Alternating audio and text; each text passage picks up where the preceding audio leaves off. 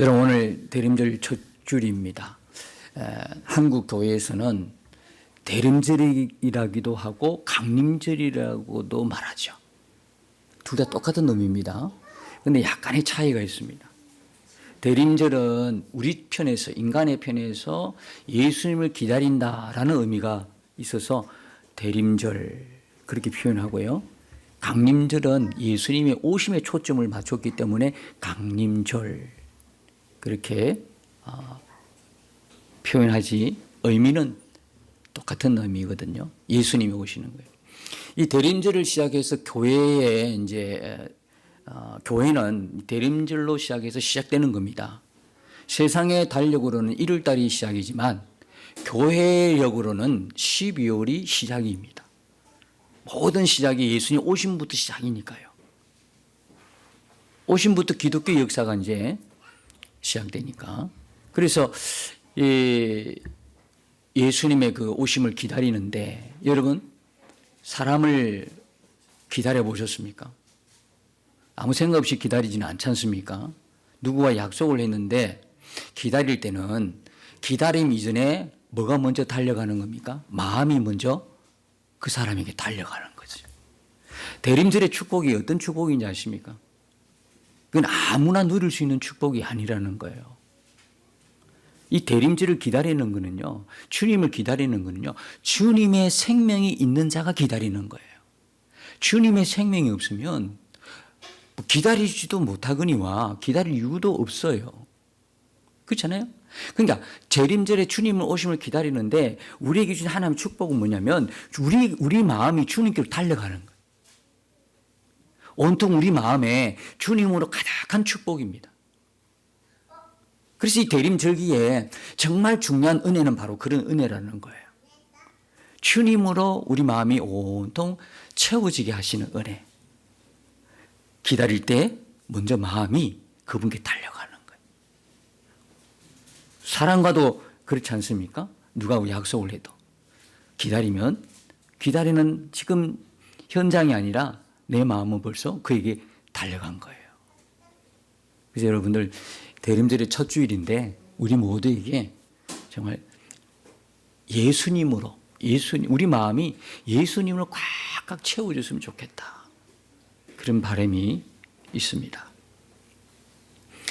오늘 말씀의 본문을 이렇게 잡게 된, 본문을 정하게 된 한 가지 사건이 있었는데, 지난 며칠 전에 아마 이런 일이 있었어요.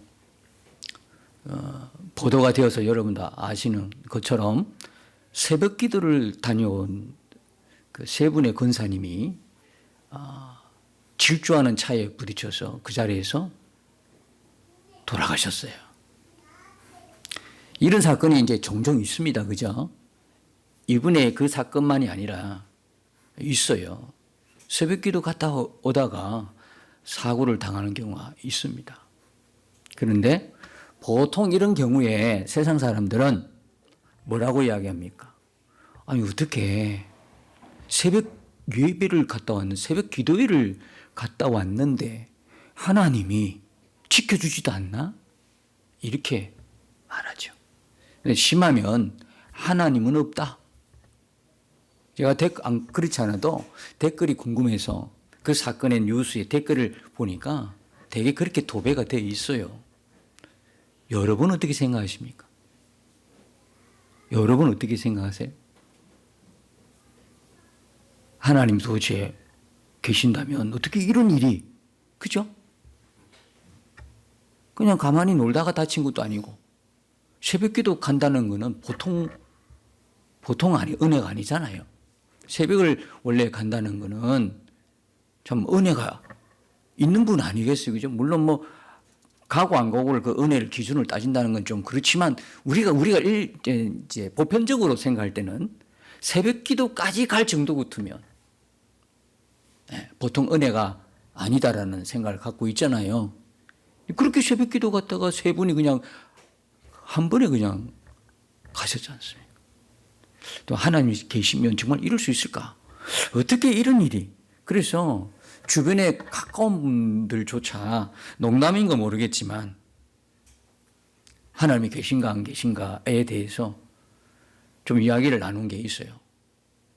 저는 하나님에 대해서 언제부턴가 이렇게 계신가 안 계신가에 대한 그 이야기를 들으면 마음이 엄청 불편해요. 왜냐하면 제가 처음 예수님 만날 때 했던 하나님 앞에 하지 말아야 할 그런 그 질문들을 많이 했었거든요. 그 하나로 딱 요약하면 하나님은 살아계십니까? 여기서부터 시작한 거거든요. 하나님은 살아계십니까? 살아계신다면 지금 내려와 주십시오.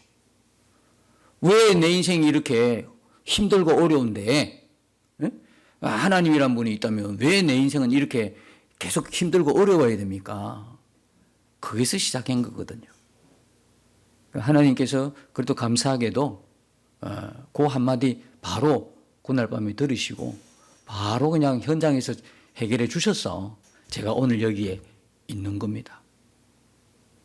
하나님은 살아계십니다. 지구상의 모든 인구가 부정해도요, 하나님은 살아계십니다. 그거는 분명한 진리입니다.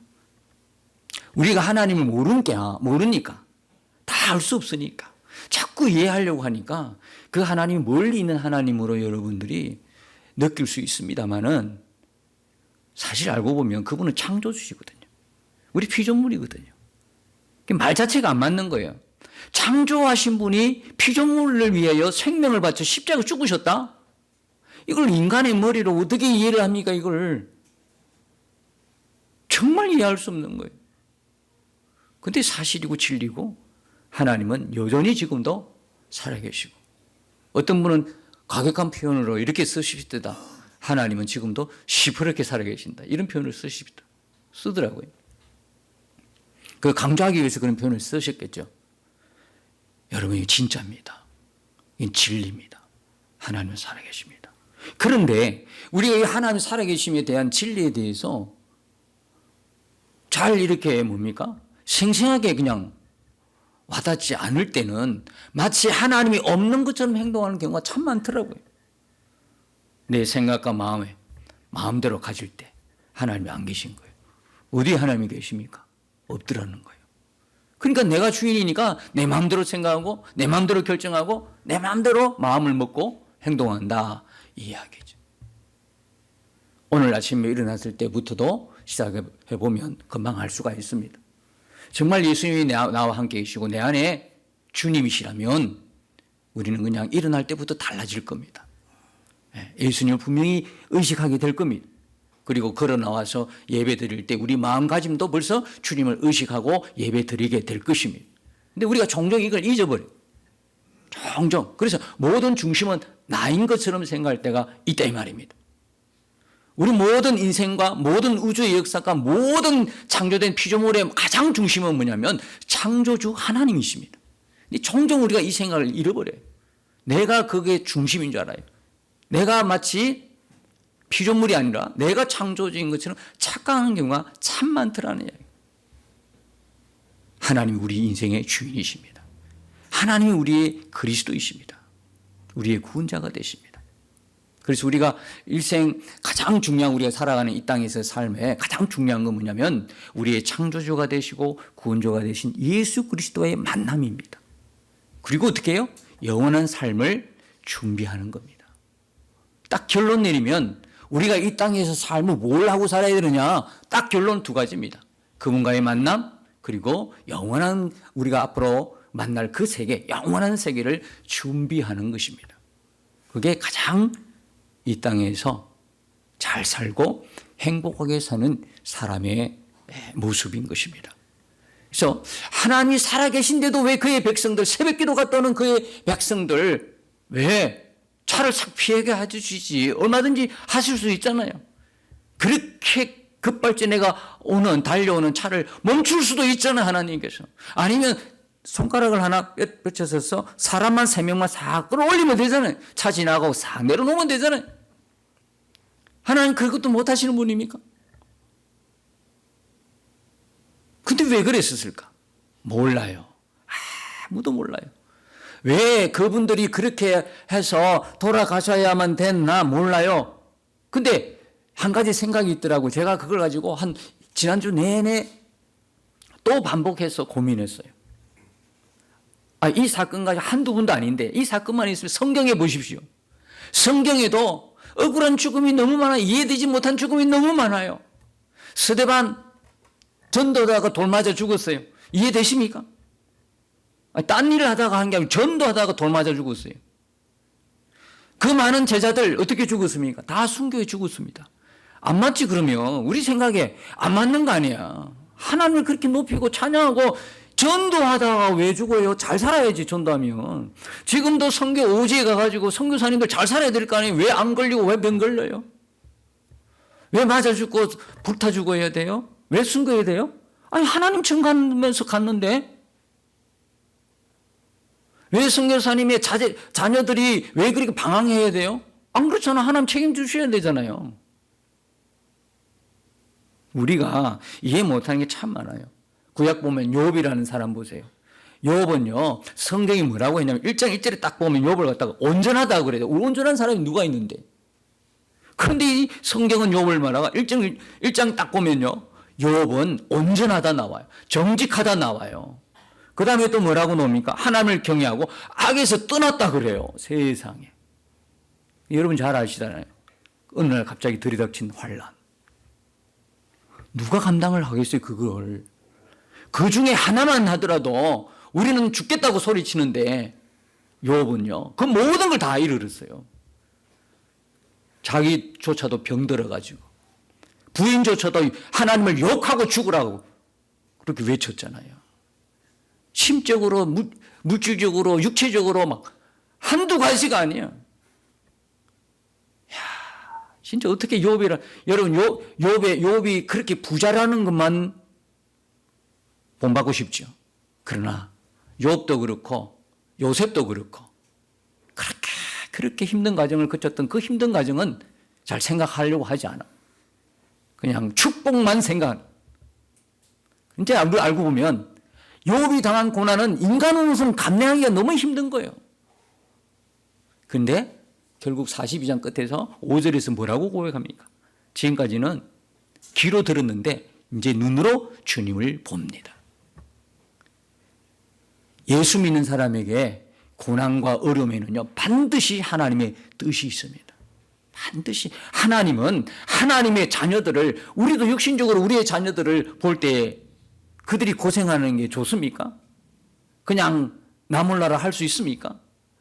차라리 아프면 부모인 내가 아프는 게 차라리 그런 마음이 다 있지 않습니까? 자식 고생하면 내 몸 한 몸 희생하더라도 자식 하나 잘 되기를 원하는 게 다 부모의 마음 아니겠습니까? 그런데 하나님은 하물며 그의 자녀들이 그 고난 가운데 역경 가운데 환난 가운데 있는데 그냥 내버려 두고 그 간망하시는 분이십니까? 거기는 반드시 뭐가 있다? 뜻이 있다. 그래서 고난에는 뜻이 있다라고 하는 책 제목도 있지 않습니까? 그런데 우리는 지금으로서는 이해를 못해요. 이해가 안 돼요. 제가 이 사건을 계속 묵상하면서요. 또 한 가지 지난번 다니엘 기도회 때 마지막 20일 차에 나왔던 민준호 대표의 간증이 생각이 났어요. 그 민준호 대표의 간증 중에요. 김영길 총장, 한동대 김영길 총장님의 간증이 그냥 마음을 때렸어요. 마음으로 얼마나 울었는지 몰라요. 총장님이 췌장암으로 투병 중일 때 간호를 위해서 왔던 딸이 있었는데 그 딸이 어느 날 건강검진 하다 보니까 종양이 보여. 그래서 조직검사를 하고 나니까 이게 암인 거예요. 세상에 아버지가 지금 췌장암에 걸려 투병 중에 간호하러 왔던 딸이 암으로 판명이 되고 그 딸이 아버지보다 먼저 하늘나라로 갑니다. 이런 일이 일어나니까 주변에서 얼마나 많은 위로를 했겠어요. 아버지는 췌장암에 언제 돌아갈지 모를 그런 상황에 있는데 딸이 먼저 죽어버렸어요. 김영길 총장님 모르십니까? 그 아름다운 하나님의 사람. 우리는 흔히 말하기를 함부로 남의 고난에 대해서 저 사람이 무슨 죄가 많아서 그런가? 하나님이 특별히 미워해서 그런가? 함부로 말하지 않아야 하는 겁니다. 그러니까 너무 격한 어려움에 슬픔에 처한 사람들 만나면 말이 안 나와요. 어떻게 위로하지? 하나님의 뜻이 있을 겁니다. 하나님의 뜻이 큰 계획이 있어서 따님을 먼저 데려가셨습니다. 그 말이 한마디도 안 들어오더라는 거예요. 김영길 총장 앞에, 딸을 잃은 아버지 앞에 어떤 말도 위로가 안 되는 거예요. 그거 이해하시죠? 여러분들이 극한 어려움에 처했을 때 어떤 위로의 말도 안 오는 거예요. 귀에 안 들어오는 거예요. 그래서 저는 오래전부터 그런 것들이 저도 체험했고 알기 때문에 그냥 슬픔에 처해 있는 상가에 가면 말을 못해요. 무슨 말로 위로를 하겠어요? 그냥 눈과 눈으로 아이 컨택 하면서 손을 잡는 거예요. 아무 소리. 차라리 그게 낫겠다. 너의 오줌 않는 그 위로의 말로 혹시 상처가 될까? 오히려 더 조심스러운 거죠. 그럴 필요가 있어요, 여러분. 그냥 하는 소리가 귀에 안 들리는 거예요. 그래서 그 총장님은 한참을 바닥에 엎드려서 제자들 앞에서 울고 나서 세수를 하고 나와 제자들에게 이렇게 말했다는 겁니다. 내가 믿는 하나님은 어떤 큰 계획을 위해서 사랑하는 내 딸을 데려가는 분이 아니다. 나는 그분이 왜 이런 일을 하셨는지 이해할 수 없고 이해하고 싶지도 않다. 받아들일 수도 없다. 하지만 이 일은 내가 나중에 천국에 올라가서 하나님께 여쭤보아야 할 일이라. 이해할 수도 없고 이해가 되지도 않지만 그분이 나의 아버지 되신 것은 변하지 않고 내가 그분의 아들인 것도 변하지 않는다. 그분과의 관계는 그 어떤 것으로도 손상할 수가 없다. 나는 그분의 아들이다. 그리고 이렇게 외치셨다는 거예요. 내 귀에 대고 참소하는 사단아 물러가라. 그리고 제자들에게 말씀하셨어요. 너희가 남은 인생을 살 때, 이해할 수 없는 일이 닥칠 때, 감당할 수 없는 일을 만났을 때, 너희의 기도가 들어지지 않는 것 같고 나의 하나님은 어디 계십니까? 하고 탄식하는 순간이 올 때 이거 하나만 기억해라. 이거 하나만 기억해라. 하나님은 하나뿐인 아들 예수님을 너와 나를 위해 십자가에서 피 흘려 돌아가게 하셨다. 그분은 우리 아버지가 되시고 우리는 그분의 아들이다. 이것만으로도 충분하다. 이거 하나만 기억해라. 이거 하나만 기억해라.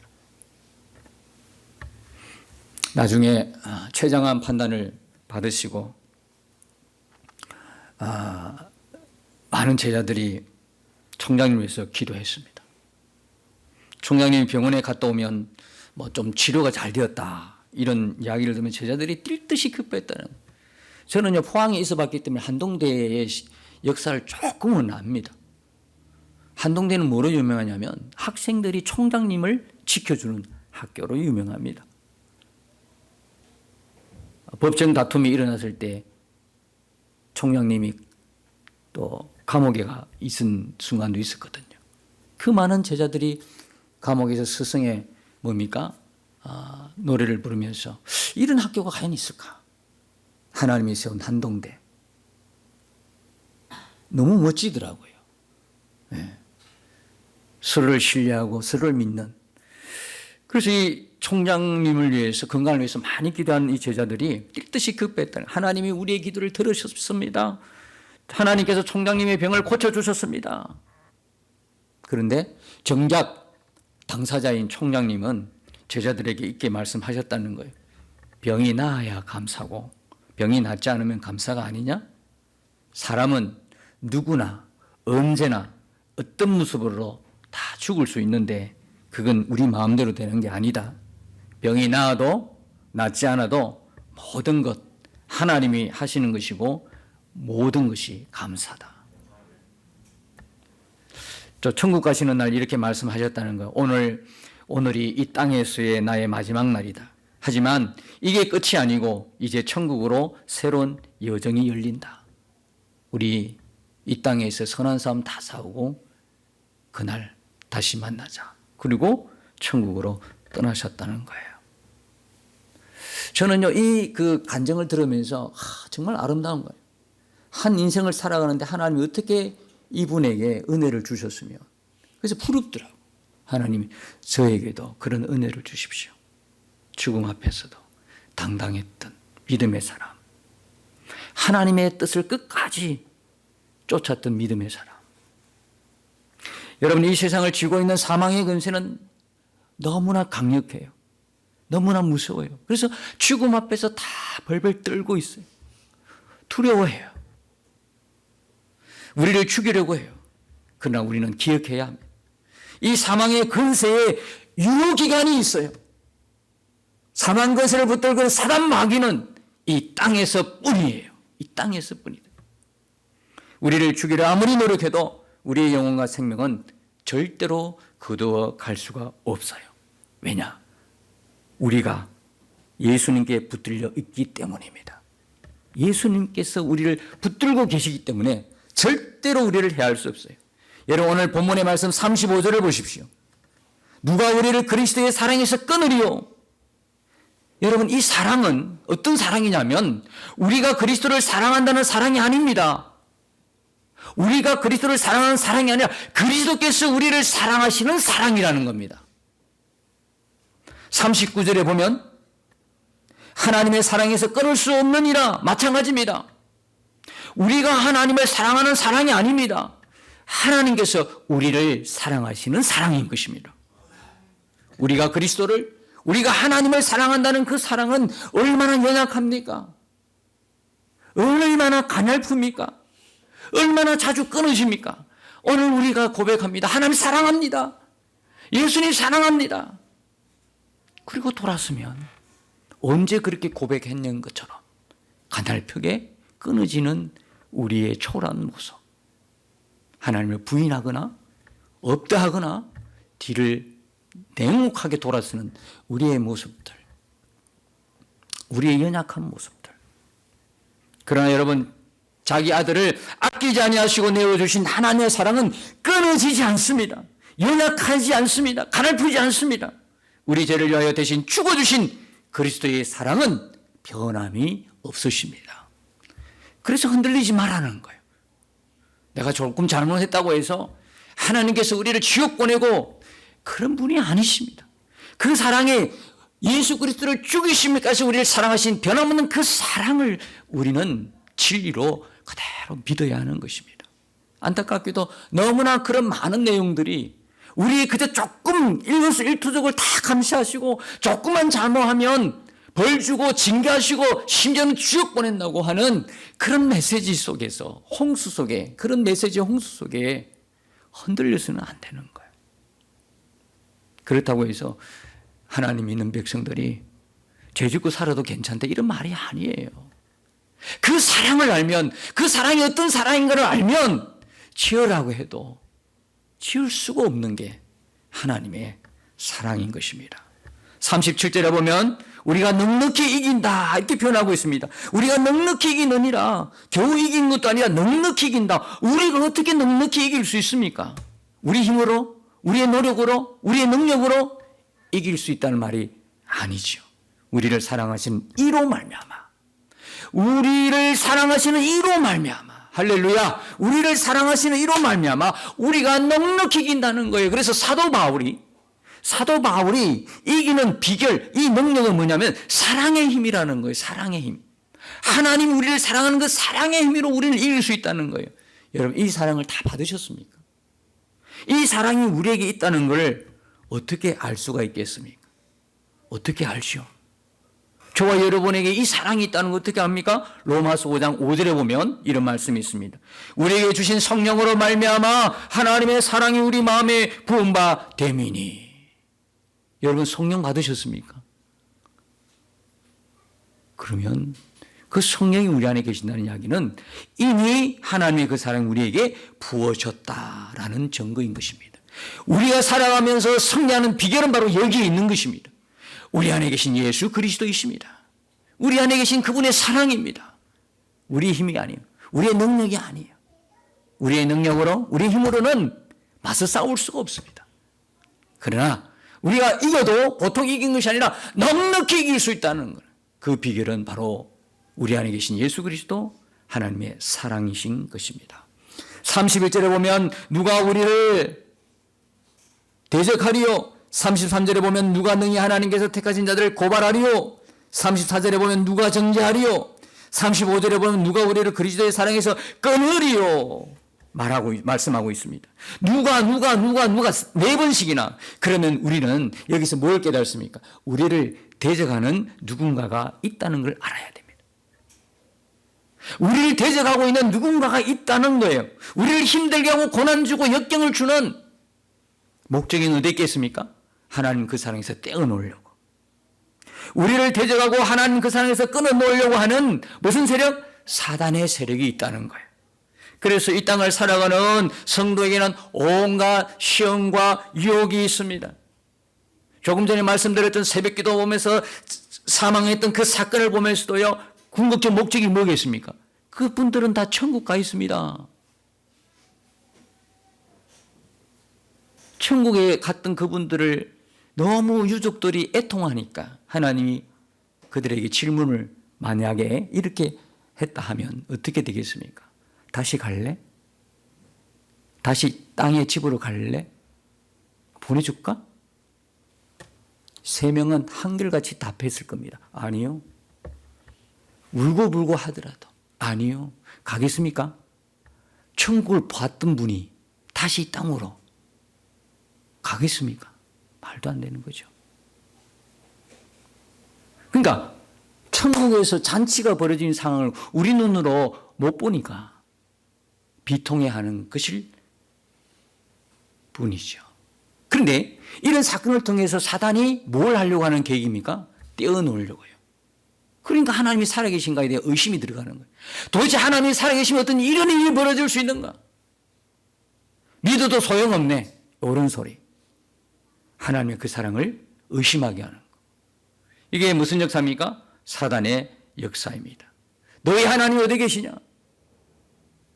하나님이 살아계시면 어떻게 이런 일이 일어날 수 있어? 그래서 오늘 말씀에서 4번이나 말하는 거예요. 4번이나. 대적하리요, 송사하리요, 정죄하리요, 끊으리요. 4번이나 강력하게 이렇게 말씀하는 이유가 뭡니까? 절대로 그럴 수 없다는 거예요. 절대로 대적할 수 없고, 절대로 송사할 수 없고, 절대로 정죄할 수 없고, 절대로 끊을 수 없다는 거예요. 하나님 그 사랑에서 절대로 끊을 수 없다. 왜요? 우리가 하나님을 붙들고 있으면 우리는 손 놔버리면 돼. 우리를 붙들고 있는 분은 내가 아니야. 누구예요? 하나님이 사랑으로 우리를 붙들고 계신다 이 말이에요. 하나님의 붙드는 손이기 때문에 사단도 어떻게 할 수가 없어. 우리 삶에 어떤 사건이, 어떤 문제가, 어떤 고난이 올지라도 하나님이 나를 붙들고 있다. 우리는 절대 하나님을 떠날 수가 없는 거예요. 하나님 그 사랑을 벗어날 수가 없는 거예요. 여러분, 이것이 은혜고 이것이 가장 큰 축복이에요. 내가 하나님 손에 붙들림 받고 산다는 거예요. 혹시나 우리들 가운데 지금 그 아픈 가족 때문에 아니면 아픈 본인 때문에 아니면 어떤 문제 때문에 고난 중에 있다면 하나님의 위로가 넘치기를 축복합니다. 어떤 상황에서도 그분이 나의 아버지 되시고 나는 그분의 자녀라는 사실을 분명히 고백할 수 있는 용기를 하나님께서 주시기를 소원합니다. 이사야 43장 2절에 보면 내가 물 가운데로 지나갈 때 내가 너와 함께 할 것이라 강을 끊을 때 물이 너를 침몰시키지 못할 것이며 내가 불 가운데 지날 때 타지도 않을 것이고 불이 너를 사르지도 못할 것이니 너를 침몰시키지도 못하고 타지도 않을 것이고 사르지도 못할 것이다. 우리의 시선은 어디 가야 됩니까? 내가 너와 함께 할 것이요. 하나님이 항상 함께 하는 것에서 우리는 우리의 눈을, 우리의 시선을 고정해야 하는 것입니다. 여러분, 죽음의 가정이 아니라 죽음의 끝을 볼 수 있기를 축복합니다. 죽음의 가정 어떻게 죽었느냐? 물론 그것도 중요하겠죠. 그러면 여러분, 나이 들어서 진짜 나이 들어가지고 죽으면 우리가 그걸 뭐라 그래요? 호사라 그래요? 뭐라 그래요? 갑자기 생각이 안 나는데 단어가 좋은 죽음이라 그렇게 우리 호상이다 그러잖아. 호상 집에서 죽은 거야. 그냥 나이 들어서 다른 특별한 병 없이 그냥 나이가 많아서 그냥 돌아가셨다. 혹시 부친님 몇 세이십니까? 그러면 90세 넘어갔다. 아이고, 바로 호상이 입에 바로 놓습니다. 정말 호상입니까? 묻고 싶습니다. 정말 그렇게 죽는 죽음이 호상입니까? 그 죽음의 끝은 어디입니까? 죽음의 끝을 모르니까 그렇게 죽는 걸 호상이라 그래. 그러면 선교지에서 복음 전하다가 순교당하면 그들 입장에서는 호상이 아니잖아요. 객사잖아요. 그렇잖아요. 가장 비참한 죽음이잖아. 그럼 그거는 그러면 그런가요? 그 죽음의 끝은 어디입니까? 죽음과 비교할 수 없는 하나님의 영광이지 않습니까?